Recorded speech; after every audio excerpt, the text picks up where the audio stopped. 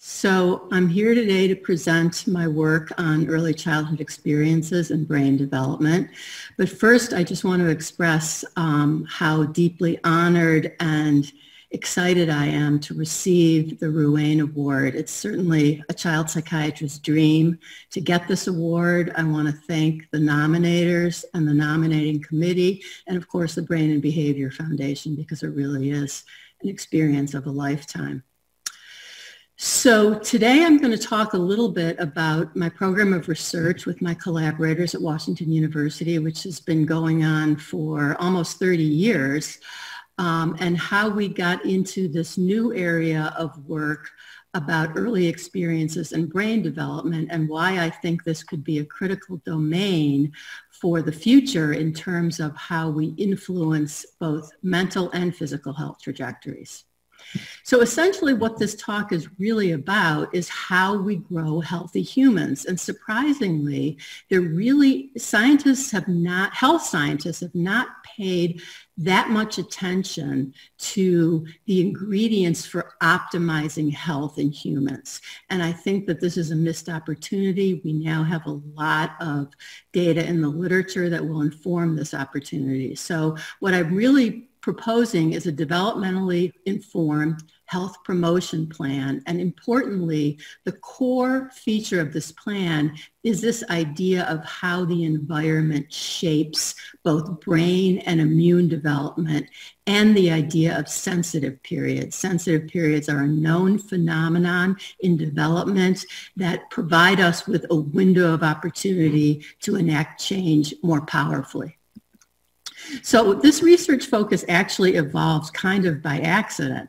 I first began my studies at Washington University of depression in preschool children, and received a federal grant and an RSAD grant to begin to define the question of how whether depression arose in preschoolers, and if so, what it looked like. And then we followed a sample of preschoolers who are now early adults. And in doing that work, we found that there were very, very strong effects of the environment, poverty, income to needs, maternal support, on child brain change across time. We also found that there were sensitive periods early in life when effects of adversity and maternal support were particularly profound in shaping brain development, and we found that there was regional specificity. So these exciting findings really got us into this whole new domain of taking a look at how and when experience most powerfully impacts brain. And importantly, this work was done collaboratively with my colleague Deanna Barch, who is the neuroscientist, neuroimager on the team. So the key principles in this talk are this issue of the experience materially impacting the brain. Now, most people believe, and many years ago, most scientists believed, that brain development was entirely driven by the genetic blueprint. And while, of course, that is true, it is driven very strongly by the genetic blueprint, we also have come to appreciate much more how brain development is very powerfully influenced by early environmental factors. And knowing this is a huge key to enhancing public health. We know that this is true because a number of studies that are longitudinal show that there is an association between experience and brain development. We know from animal studies that this is causal. In animal models, we can actually take animals and even expose them to adversity or expose them to enhancing environments and show that these experiences change the brain. We also know from some enhancement studies in humans, in particular those done in institutionalized children, that we know that there's causality in terms of how caregivers and caregiving environment changes brain and changes function. We also know that the effect of experience is particularly powerful during early sensitive periods when brain plasticity or changeability is maximized. And the whole point of this new direction is how to utilize this knowledge to optimize neurodevelopment and child development. So you might think about this as a way of forming precision health promotion or enhancement. Precision medicine is a term that's become very popular these days, and the idea of applying this to health promotion and health enhancement is sort of a logical extension of that. There has been surprisingly little attention paid to how we might enhance development early in life. We do understand that risk trajectories and sensitive periods can inform when children should be exposed to certain kinds of stimuli, like when they best learn language, when they can best learn motor skills. And similarly, it might also inform when it's most important to protect children from various forms of adversity, because their brain is actually more vulnerable during those specific periods. This process by which the environment changes brain development is also a process that's true in the immune system as well. In fact, the immune system is one system that's widely known to be influenced by the environment, in the sense that exposure to pathogens enhances the immune response and protects you from disease. But how these issues have influenced the way we raise our children to optimize their development has really not been scientifically informed. So if you think about how we grow vegetables and you ask, companies that, corporations like Monsanto that specialize in growing things, I mean, these companies are well informed by data. They have clear methods on how to maximize growth and yield and healthy outcomes. And it's based not only on the genetics of the seeds that they have, although obviously that's an important component, it's also based on when you expose these plants to sun, water, nutrients at various times in the life cycle, because it also considers the expression of genes is also impacted by the environment. And that's another sort of core principle of this new direction. So similar to how we optimize growing vegetables, I believe we can optimize developing humans as well, and create a science of thriving. And when I mentioned the immune system and talked about it as a system that is known to be formed through its interaction with the environment, there's a form of pediatrics called the Developmental Origins of Health and Disease. And this is a model where we understand that important individual differences in susceptibility to disease are correlated with differences in immune development. The Developmental Origins of Health and Disease posits that adult disease can be traced back to childhood, sometimes even the perinatal period, sometimes even based on in utero exposures. So starting early and perhaps even in utero is a very, very important innovation. We know from the Developmental Origins of Health and Disease that responses to environmental exposures confer short-term survival, but they also have lasting implications for immune development and later health. So this is where children who are exposed to antigens early in life sometimes do not have as many allergies as those who are not exposed to these antigens. The immune system is the consummate developmental origins of health and disease system, but I do think it provides a good model for how we might think about brain development and risk for mental disorders. This is just a schema that sort of maps out a way in which the developmental origins of disease operates. Babies who are born in the fall and winter, who stay inside because it's very cold, tend to not get exposed to as much sunlight. They have, therefore, inadequate vitamin D synthesis, something that requires sunlight in order to be maximized. Because of that, they tend to have exacerbation of eczema, they have excessive antigen exposure, and then they become sensitized and end up with food allergies. So we know that these early exposures are clearly mapped to later health trajectories. Another key issue in this new optimization of health is the idea that nature and nurture really come together. So I've been talking about the effects of experience on brain development. Everyone accepts the effects of genes on brain development. And there has been the age-old question of how nurture versus nature impacts development. What we now understand is that there isn't one or the other. These two things interact synchronously.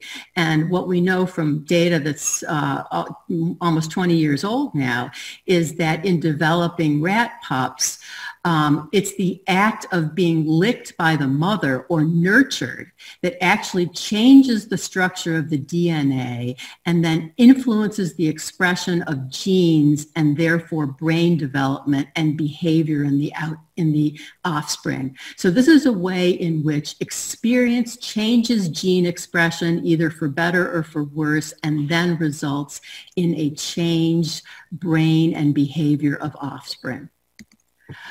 Similarly, we know from some of our early studies, and this is really the finding that we stumbled upon that got us off in this direction, is that early maternal nurturance had a powerful effect on brain development in our longitudinal studies. We also later found that there was a sensitive period for early maternal nurturance. While maternal or caregiver nurturance is important throughout life, it had a particularly powerful effect during the preschool period on later brain outcomes.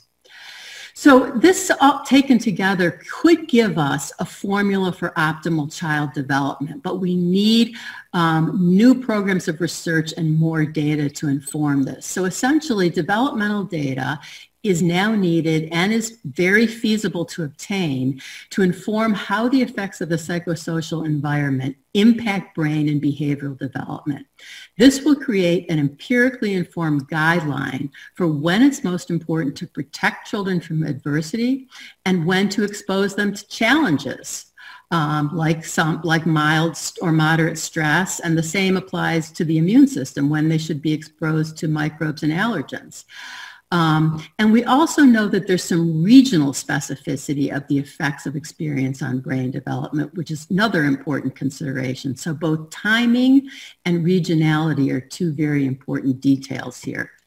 So this all builds on this idea of the sensitive period. The sensitive period has been well described and understood in development for many, many years. Sometimes it's been called a critical period. It's now more often referred to as a sensitive period because its opening and closing turns out to be a bit more malleable than we once thought. But it is a period of heightened plasticity or changeability when the effects of experience on brain architecture are enhanced.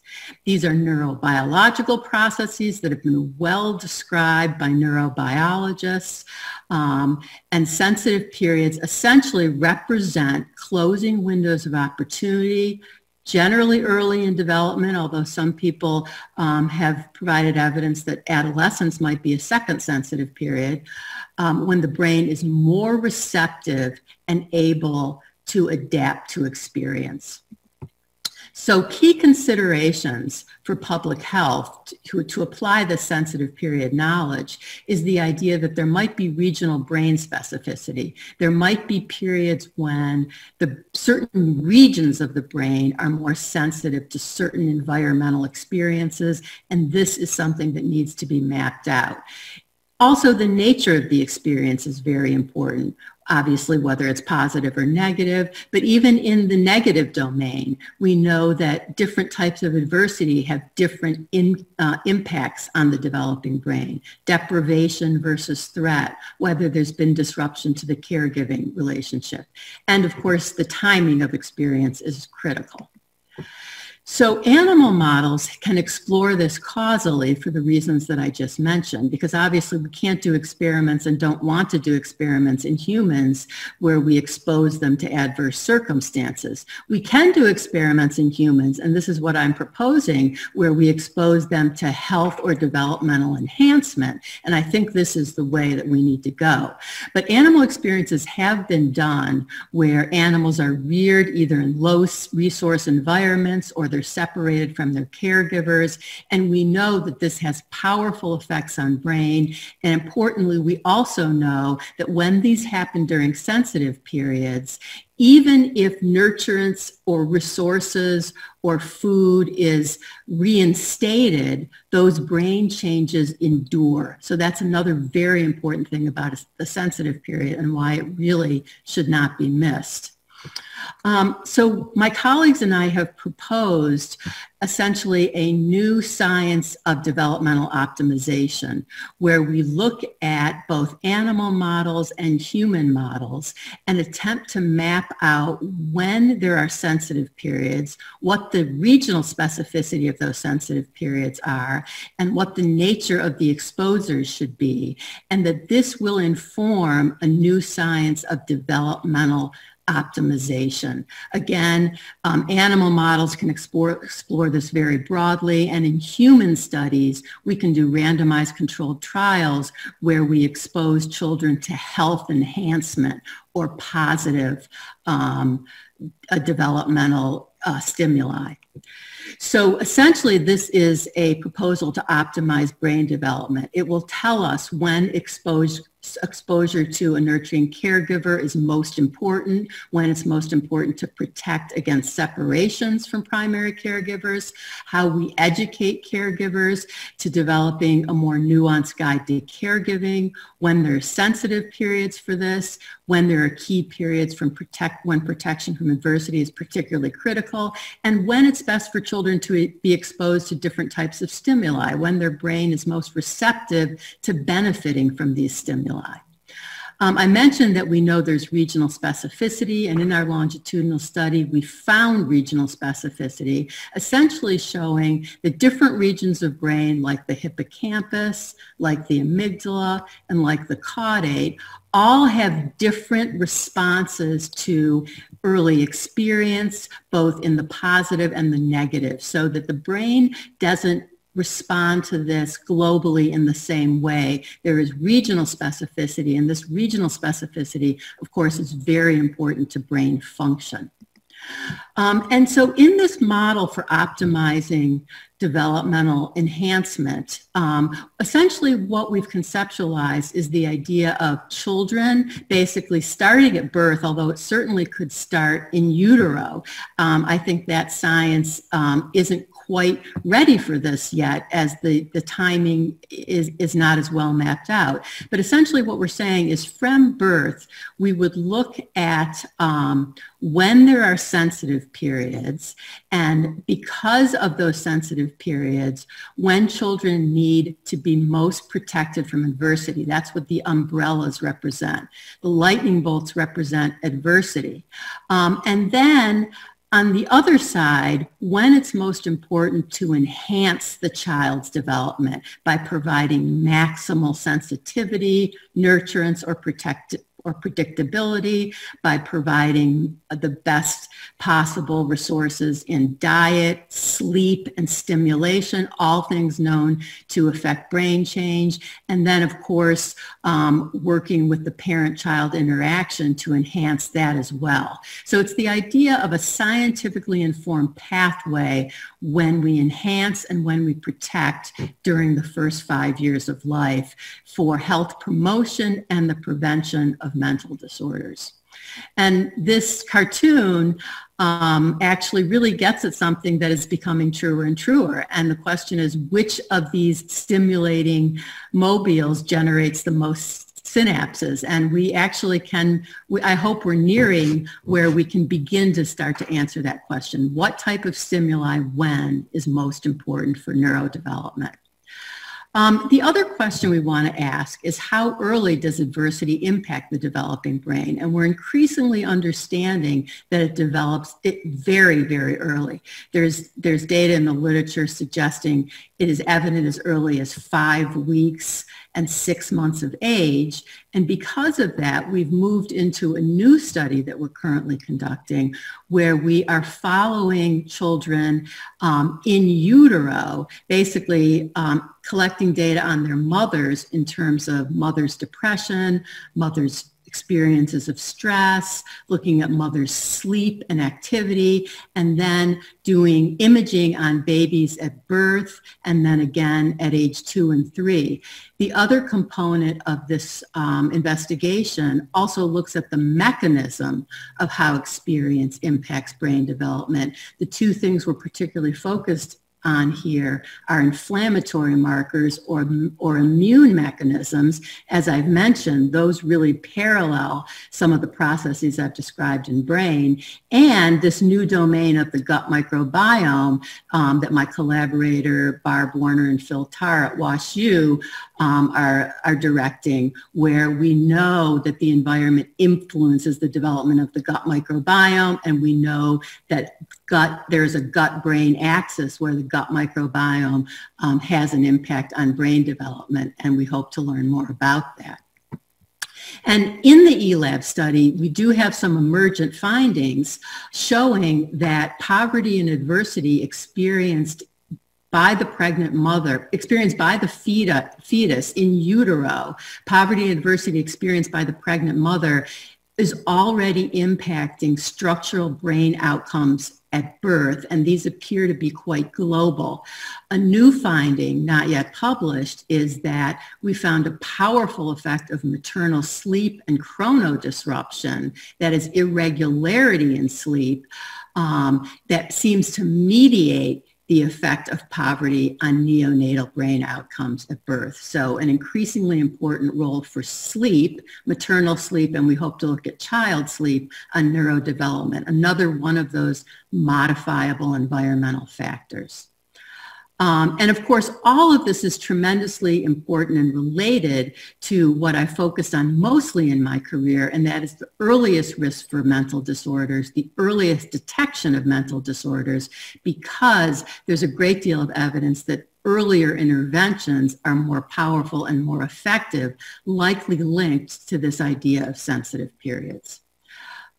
So essentially what I'm saying is we can develop a new science of developmental and health enhancement that begins in early childhood.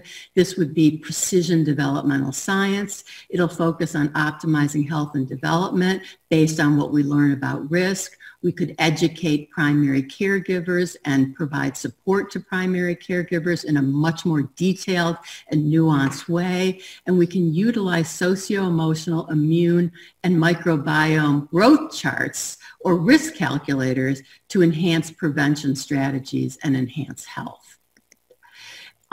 In closing, I just want to say that all of this work has been highly collaborative with my colleagues at Washington University, which has been an incredibly rich scientific environment. It really does take a village, and my micro-village, in particular, my key collaborator, Deanna Barch, who's been my partner in all of these ventures, who's been an incredible scientific advisor and has had great ideas, and it's been such a pleasure to work with, as well as a group of very, very smart postdocs and junior faculty who add a great deal of intellectual heft to this work. So I just want to say that this work is possible when you have a village and you have a cooperative village, as I have the pleasure of having, as well as a lot of research funding. And of course, I want to thank the NIMH, NARSAD, and a Metcalf endowment that has really facilitated, could not have been possible, the work would not have been possible without these funders. So let me thank them all, as well as the Brain and Behavior Foundation again for this support.